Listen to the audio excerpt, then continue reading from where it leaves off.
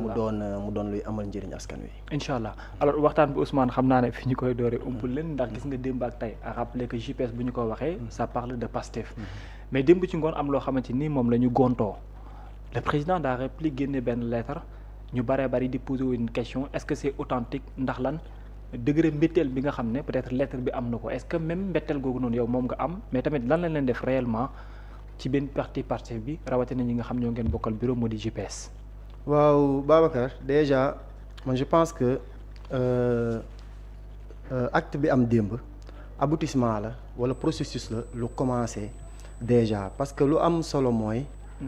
suñu président Ousmane Sonko dafa woote un très grand meeting. Terra meeting waay Terra meeting donc mu Sénégalais yi wuyu ko ci macha allah. mu am vraiment un impact boo xamante ne c'est voilà sur le plan international même meeting bi dañ koy waxtaanee. donc. plus de 250 000 personnes teew si mu wone encore une fois la dimension de l'homme bi nga xamante ni mooy le président Ousmane Sonko. donc si biir meeting bi waxtaan na ak sénégalais te effectivement ñun dañoo jàpp ni boo yoree nguur ba dem 19 mois. dafa di yoon nga woo ñi nga xamante ne ñoo la dénk waxtaan ak ñoom surtout parti bu mel ni parti Pastef. nga toog depuis novembre 2024 defoo meeting. dafay jaadu yow nga woowaat ñi nga xamante ne ñoo ànd ak yow say militants ak say sympathisants. nga waxtaan ak ñoom sur les enjeux de l'heure wax na ci dette bi wax na ci héritage bi ñu fi bàyyi wax na ci bilan bi wax na aussi ci li nga xamante ne mooy perspective d'évolution bi. ci biir perspective yi nag dafa am des points yoo xamante ne dafa am ñaari points yu retenir particulièrement la sensibilité des Sénégalais. muy le point d'abord concernant Abdourahmane Diouf. ensuite le point concernant Mimi Touré. D'accord. donc ñu xuus sur le point peut-être dinaa ñëw sur le point concernant Abdourahmane Diouf. mais pour répondre à la question. le point concernant Mimi Touré peut-être moom foofu la wax ji commencé. foofu la commencé le président de parti qui dit clairement qui affirme clairement que Aïda Mbodj mooy la coordinatrice de la coalition Diomaye. D'accord.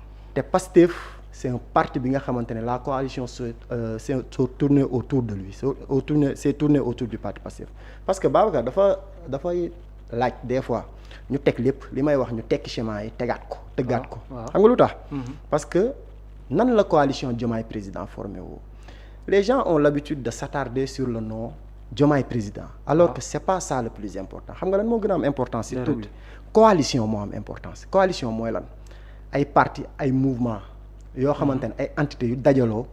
pour mën a dem élection bu ma ko bëggee tënk ci mu gaaw am benn objectif demee ko élection. parti boobu lan moo tax mu sosu c'est parce que le parti Pastef avait un candidat bu ñuy woowee le président Ousmane Sonko. effectivement candidat boobu malheureusement ci ay njuuj njaaj mujjeewul jàll. le président Ousmane Sonko moom ci boppam joxoñ suñu secrétaire général du parti. ne leen kii kat jàpp naa ni war na mën a doxal affaire bi. donc ñu jël kooku former une coalition attention c'est pas une coalition autour de la personne de Diomaye c'est une coalition autour de parti Pastef xam nga lu tax tey booy wax lan ngay wax. locomotive bi c'est Pastef lan mooy parti au pouvoir bi kan mooy parti au pouvoir bi Pastef la est-ce que da nga dégg ñu ne Awalé et ses alliés. déedéet est-ce que da nga dégg ñu ne Mimi et ses alliés on dit Pastef et ses alliés mooy lan parti Pastef moo nekk au cœur léegi nag. dafa am lu am. la coalition ne s'est pas formée autour d'un homme autour de la personne de Diomaye mais la coalition s'est formée autour du parti Pastef. léegi nag de l'élection de Bassirou Diomaye Diakhar Faye. voilà léegi nag benn affaire dafa am. bu ñu sur cette base là. yaa ngi dégg ñu war a jël acte pour la coalition tout doit se faire autour du parti Pastef parce que lan moo tax démb acte bi ça pose problème. acte bi nga xamante ni notre frère de parti Diomaye da kaa posé. dafay poser problème xam nga lu tax parce que d'abord première chose mooy Diomaye il s'est déchargé de ses responsabilités politiques c'est-à-dire Diomaye dafa démissionner en tant que secrétaire général ñun ñëpp d'accord nañ ni que depuis bu mu jëlee présidence bi Diomaye participer tout ci benn activité politique dafa décider nekk au-dessus de la mêlée est-ce que ku nekk au-dessus de la mêlée war nga mën a jël acte bu engagé loo xamante ne dafa engagé sa parti yow te nekkatoo responsable ci biir parti bi c'est-à-dire man dama bëgg ñuy teg lépp di ko waxtaanee. dëgg la il est le président de la République beneen mbubu la mais fi ñu nekk nii c'est dans le cadre du parti. Et il n'a plus de responsabilité dans le parti léegi nag s'il vient à poser un acte boo xamante ni dafa engager le parti alors que le président du parti même dafa jël beneen orientation, ça pose problème en réalité. C'est-à-dire ça pose un problème d'abord de légitimité. Est-ce que ki ko posé légitime na mu war ko poser wala déet, et nous considérons que le frère Diomaye Faye n'est pas légitime pour poser des actes au nom du parti Pastef pour le moment. D'accord. Parce que dafa démissionner. Loolu déjà benn la deuxième bi mooy quant à sa légalité. C'est important. Le frère Diomaye Faye n'est pas le président de la conférence des leaders. Le frère Diomaye Faye n'est pas un président de parti. Même ba mu nekkee woon sax ci biir coalition à titre honorifique, parce qu'en réalité lu mu nekkoon candidat moo taxoon mu dugg ci coalition mu nekk ci conférence des leaders, mais même ba mu ko nekkee nekkul woon président de parti. De surcroît tey notre frère Diomaye n'est même plus responsable dans ce parti parce que dafa démissionner, gérer ses activités politiques. Voilà léegi nag kooku mënta jël de façon légale sax mënta jël décision boo xamante ni dafay engager le parti dans cette coalition. Moo tax ñu jàpp ni démb acte bi nga xamante ni posé na ko et le parti est revenu très clairement dessus, parce qu'en réalité man dama bokk ci ñu jàpp ni lépp la ñu war a waxtaanee. C'est-à-dire maanaam dafa waroon sumb waxtaan ci biir coalition ba noppi. on l'appelle à la discussion. C'est-à-dire moom dafa jàpp ni parce que ni ñu comprendre orientation mooy que la coalition doit se tourner autour de l'homme Diomaye. C'est-à-dire doit se former autour de l'homme Diomaye. C'est-à-dire l'homme Diomaye bu demee ba jël acte signé ko jox Mimi mooy moom dafa jàpp ni moom moo war a doxal coalition. Légalement ça l'appartient. waaw moom dafa jàpp ni c'est lui qui doit décider. dafa jàpp ni c'est lui qui doit décider. Léegi nag ñun ñu jàpp ni la coalition doit se former autour du parti Pastef. C'est Pastef qui doit décider. Qui doit décider. C'est-à-dire Pastef moom moo am ay alliés. Pastef moo nekk le centre d'inertie de la coalition. mais léegi bàyyi ma ñëw bàyyi ma daaneel rek. léegi loolu bu amee ñun dañuy demander à ce que le frère Bassirou Diomaye comme ñun nu ñuy amee ay divergences ñëw di ko waxtaanee ci parti bi. Effectivement. Donc il appartient toujours au parti mu ñëw teg lépp ci parti bi ñu waxtaanee ko. Moo tax point bi man pour man on ne doit pas être euphorique wala dañoo war a lucide en fait. Parce que politique dafa laaj ñuy waxtaanee. bañ ko yenu yóbbu. Voilà c'est ça comme le disait Jacques Chirac dafa wax lu am solo mu ne politique un homme politique d'abord vocation la ba pare formation la. C'est-à-dire politique entre guillemets métier la à part. Mooy lan balaa ngay def politique da nga war a nangu di am benn clairvoyance di nangu benn lucidité bi bañ a demee émotion wala bañ a demee ego. Waxtaan dafa war a am ci lu ne. Guerre mondiale sax ci waxtaan la mujjee. Am nga divergence de point de vue ak parti bi mooy lan sa divergence mooy yow da ngaa jàpp ni coalition bi yow yaa war a doxal. D'accord. Ñun ñu jàpp ni parti bee war a doxal mais nañ ko teg ci parti bi waxtaanee ko. D'accord. Ku nekk xëy na dina am ku yaay moroomam wala keneen ki bàyyi mais on ne peut pas prendre des décisions comme ça. Mais le fait que Ousmane Sonko annoncé dorénavant que ne dégg naa dañoo bëgg former beneen. bëgg ko jox keneen. te loolu mënul nekk. Est-ce que révélé wul que ne Diomaye en a déjà discuté avec le président de votre propre parti politique. Non xam nga discussion amul booy xool bu discussion amoon yaakaar naa ne parti bi wala organe bi ñuy war a discuter les affaires du parti au minimum c'est le bureau politique. Je suis d'accord. Te discussion boobu noonu yëguma ni en tout cas wax nañ ko ci bureau politique yëguma ko te gëwuma ni waxtaanee nañ ko parce que am na ñu ma jege ci bureau politique bi quand même xam naa ni waxtaanewuñu loolu noonu. Léegi waxtaanewuñu ko mu jël acte. Au mois de septembre. Déjà c'est un problème cet acte bu mu jël au mois de septembre pour mën a wax Aïda Mbodj mu def changer des. Voilà dajale bureau bi wala jël ay décisions. Diomaye encore une fois n'est membre de la conférence des leaders juste parce qu'il était candidat. C'est-à-dire loolu kese la woon benn objectif c'était une coalition électorale bu amoon benn objectif l'objectif a été atteint. Est-ce que loolu mooy wane ni Diomaye moom mooy présider coalition bi non. Diomaye n'a jamais été comme l'a dit le communiqué Diomaye n'a jamais été président de la conférence des leaders. Diomaye mënta jël acte boo xamante ni day engagé parti boo xamante ni moom démissionné na si nekkatu si je veux dire responsable. Mais étant président de la République ndax da nga partager avis ñenn ñi jàpp ne mbir mi wàllum politique la am ñeneen ñu jàpp ne mbir mi wàllum tëggin gu yees la pour dooleel ab gouvernement yow ban nga ci téye réellement Diomaye dafa poser acte parce que dafa bëgg a beru politiquement wala ndax dafa poser acte parce que dafa bëgg a dooleel gouvernement bi. Waaw xam nga ñun on ne peut canaliser que dans les faits lu ñu kii parce que ay politique lañ ku nekk xëy na dina am lu mu jàpp mais li fee wane mooy Diomaye dafa jàpp ni booy xool ci dernier phrase bi mu ngi naan sous la direction éclairée du premier ministre Ousmane Sonko. communiqué bi génn Pastef génnee lan la wax ñu ngi remercier ñu ngi saluer décision bi nga xamante ne président de la République jël na ko Diomaye pour restructurer la coalition donc vision bi benn la c'est-à-dire koo xamante wuutewuñu si tëggin wi dañ ko war a tëggaat ñun ñëpp d'accord nañ ni coalition bi objectif bi c'est dépassé moo nekkoon fal Diomaye c'est dépassé léegi d'accord nañ ñun ñëpp si dañ ko war a tëggaat léegi lan mooy problème bi façon tëggin wi xam nga lu tax parce que d'abord processus bi dafa am solo c'est important kan moo war a jiite tëgg bi waaw d'abord j'ai parlé de la légalité et de la légitimité maintenant ñu ñëw si la personne bi nga xamante ni moom la président jàpp ni moo war a jiite mbir mi la personne de Mimi Touré cette personne pose problème foofu la équation bi nekkul kon yéen lii poser problème yëpp diggante ñaari communiqué c'est la personne de Mimi Touré non c'est une partie le fait que Diomaye choisir c'est une partie du problème c'est d'abord une question de légitimité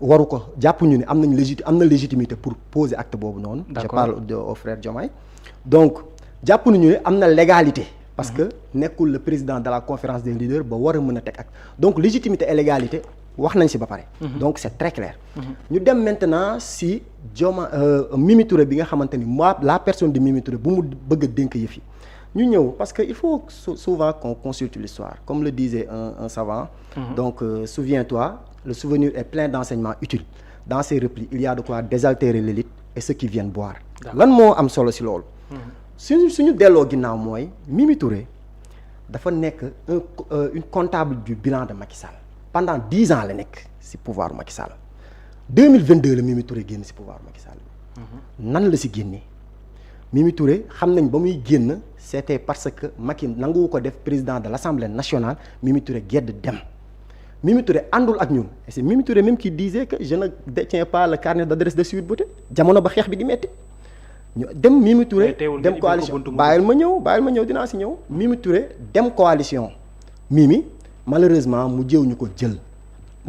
jéew réussir am parrainage yaa ngi dégg c'est dans ce sens-là le Mimi ñëwee rejoindre suñu coalition effectivement le contexte de l'heure lu mu laajoon mooy il a été bien accueilli aussi waaw non d'accord naa contexte de l'heure lu mu laajoon mooy ñu ubbi yaa ngi dégg ubbi gars yi ñëw jàpp ci combat bi d'accord mais ñu ubbil la nga dugg ça ne veut pas dire que yaa am légitimité pour jiite c'est deux choses différentes moo tax bu ñu may naan yéen a ko bàyyi mu dugg effectivement ñoo ko bàyyi mu dugg et on en assume toutes les conséquences mais en réalité bàyyi ko mu dugg ça ne veut pas dire que Mimi war na mën a jiite processus boo xamante ni day dem te Pastef nekk centre d'inertie bi c'est-à-dire une comptable du bilan de Macky Sall pendant 10 ans nan la mën a jiitee une coalition boo xamante ni Pastef moo nekk centre d'inertie c'est-à-dire loolu bu ko nit xalaatee sax ba war ko jéem a teg daf si war a réfléchiraat parce qu'en réalité c'est quelque chose qui se pose problème. moo tax ma jàpp naa il faut le dire à Diomaye parce que Mimi nomination bi mu doon am ndombal tànk ci biir gouvernement bi ce n'est pas elle c'est une décision de Diomaye.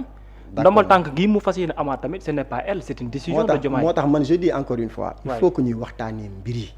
politique lañ nekk. gis nga dafa am wax bu am solo boo xamante ne dañ koy wax souvent. on ne peut pas bu ñu soxlaa nguur ñu dem vers le parti. c'est-à-dire bu ñu soxlaa suffrage universel. ñu dem vers le parti. def campagne dem parti bi def lépp bu ñu jotee nguur. ñu sous le sceau de la République wala sous le sceau de l'État ñu bëgg a jël parti bi tegee ne bëgg a gérer sans le parti c'est pas possible en fait parce que xam nga loolu lan lay indi problème bi mooy d'abord yow sa gouvernance légitimité bi sax ça pose problème moo tax yenn actes yi ngay poser sax malheureusement doo si am l'accompagnement qu'il faut parce que quoi qu'on puisse dire parti bi politiquement maa ngi ñëw dinaa ñëw si loolu parti bi moo war a porter li nga xamante ne mooy la politique gouvernementale parti bi moo ko war a soutenir léegi nag yow bu dee boo jëlee nguur gi sous le sceau de la République wala sous le sceau de l'État yow nga jàpp ni dafa war a am dichotomie l'État ak le parti c'est-à-dire dëgg la am na dichotomie wala dafa war a am benn pont yow mais créé woo benn pont entre l'État et le parti genre problème yi lay jur en fait mooy lan di nga dem ba benn instant yow sax da ngay réer parce que man dama jàpp ni si prise d'acte bi démb dafa am jaxasoo xam nga mooy lan quelqu'un qui a gelé ses activités politiques qui prend des décisions pour une coalition boo xamante ni moom mu ngi ci bokk grâce à un parti politique et cette personne a gelé ses activités dans ce parti politique c'est-à-dire décision bi dafa am incohérence en fait c'est-à-dire c'est problématique moo tax man dama bëgg comme je le dis fi may daaneele mooy ñuy waxtaanee lépp tey amaana bu parti bi tegu woon yenn décisions yi problème du si am xam nga lu tax. parce que balaa ñoo def dara di nga mën a ñëw toog jàkkaarloog say responsable say moroomu responsable de parti. ne leen lii laa bëgg a jël comme orientation. amaana si bureau politique lay yem ñu wax ko ku nekk wax lu mu war a wax après on passe à autre chose. mais ndax Diomaye dafa am ay ambition politique personnelle d'autant plus yéen a ngi lim ay Mimi Touré et consorts mais ñooñu responsabilité bu ñu mën a am aussi c'est Diomaye qui leur donne exactement ses responsabilités. lan la ndax dafa bëgg lu yàq wala ndax dafa bëgg jël yoonu boppam. wala ndax dafa xam ne fu mu toll nii am na ñeneen ñu mu war a mën a yaakaar wala ndax dafa jàpp ne am na ñeneen ñu mu war a mën a wéeru pour wuti leneen. non man dama jàpp ni man li ma jàpp mooy politique ambition du si problème man loolu déjà dama ko jàpp. yaa ngi dégg. beneen bi mooy même bu dee dafa am ay ambition. waaw 2029. yaa ngi dégg. waaw na ñëw ñu waxtaanee ko si parti bi. bu ñëwoon tey ne dama bëgg a nekk candidat 2029. 2029 na ñëw ñu waxtaanee ko si parti bi. d'accord malgré que jàpp naa ni man duñ ko nangul parce que ñun am nañ suñu candidat 2029 ba pare mais lépp ci waxtaan la mu mujjee léegi nag le président Ousmane Sonko daf ko wax y a un avant le 8 y a un après le 8. te l'après le 8 commence bien xam nga lu tax. parce que dafa amoon lu ñuy wax jeu sans ballon. un jeu sans ballon. waaw gis naa la nga bind ne jeu sans ballon xam nga jeu sans ballon mooy lan. waaw affaire yaa ngi daw. mu ngi dem en réalité. Personne ne s'assume en fait c'est-à-dire du ma ne personne ne s'assume wala certains ne s'assument pas. mais yaa ngi dégg mais après le 8 le jeu est clair. pour dire ku nekk acte bu mu posé da ko war a assumer Diomaye démb posé na acte. le frère patriote Diomaye posé na acte boo xamante ni parti bi dafa assumer tamit moom acte bu mu posé mooy am ci orientation bu claire léegi nag loolu. je le dis encore une fois moo tax ma bëgg ñu nuancer dëgg ñàkk déggoo ci benn point ça ne veut pas dire forcément signe de rupture. parce que le président Ousmane Sonko est-ce que lii tam wanewul ne fu mu toll nii diggante ñaar ñi moom. pas du tout xam nga lu tax conjugué dans le passé. non Babacar xam nga lu tax le président Ousmane Sonko moo toog meeting wax ko. mu ne moom ak Diomaye dañuy am ay désaccords. oui il faut qu'on soit très clair dañuy am ay désaccords sur ay points. mënuñu ànd di d'accord ci points yëpp.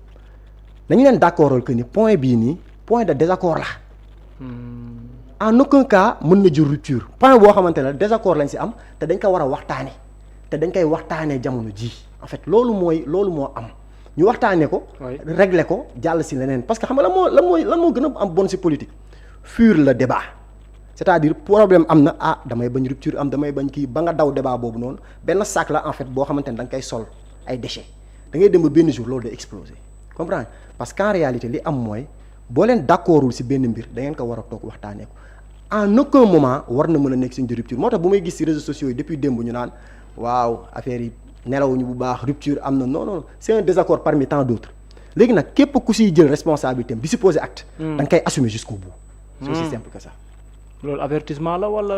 non c'est pas un avertissement mais c'est juste. pour dire que wala menace pour non ce n'est même pas une menace en fait c'est-à-dire dañuy comprendre juste que ni. fi ñu toll nii tey fi ñu toll tembe mooy bëri na ay orientation yoo xamante ne amaana finalité bi wala cheminement bi d'accord uñ ci bii par exemple d'accord nañ ci finalité bi mooy dañoo war a ubbi coalition bi lan lañ d'accordul processus bi kan moo ko war a gérer ak kan moo ko war a jiite ak nan la war a demee ak fan la war a tourner wu autour de Pastef wala autour de la personne de Diomaye léegi nag loolu ça ne veut pas dire forcément que dafa am suñu parce que instant bi nii ba fi ñu toll nii le président Ousmane Sonko reste le premier ministre les membres de Pastef restent dans la coalition le parti politique Pastef reste dans la coalition ñi nekk ci gouvernement bi ñi ci ëpp waa Pastef la Pastef continue à être le parti central le parti au pouvoir. léegi nag donc foofu amul benn yoon rupture désaccord am na nañ jéem a waxtaanee désaccord bi yóbbu ko dans le parti toog teg lépp ñu waxtaanee ko ku nekk xam lan nga ci war a doxalee et puis on avance il faut qu'on puisse résoudre les problèmes. léegi lii nag moom lees ko war a mën a